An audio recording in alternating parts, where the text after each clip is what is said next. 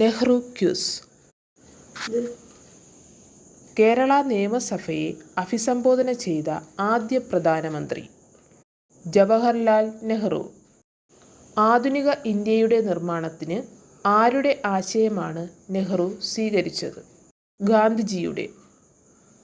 അന്താരാഷ്ട്ര പ്രശ്നങ്ങളിൽ ഇന്ത്യയ്ക്കുള്ള സ്ഥാനം ഉറപ്പിക്കുന്നതിനായി നെഹ്റു ആവിഷ്കരിച്ച വിദേശ നയം ഏത്?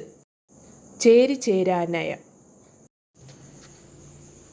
ജവഹർ എന്ന പദത്തിൻ്റെ അർത്ഥം എന്താണ്? രത്നം. നെഹ്റു പുരസ്കാരം ലഭിച്ച ആദ്യ വനിത മദർ തെരേസ. ഭയത്തിൻ്റെയും വെറുപ്പിൻ്റെയും മേൽ വിജയം നേടിയ മനുഷ്യൻ എന്ന് നെഹ്റുവിനെ പറഞ്ഞത് ആരാണ്?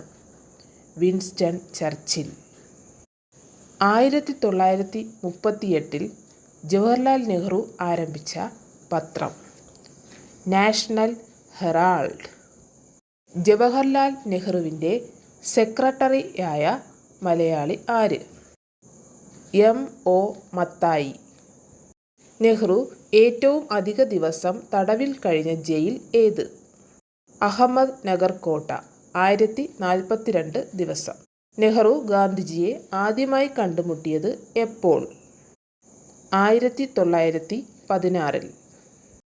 Thank you for watching.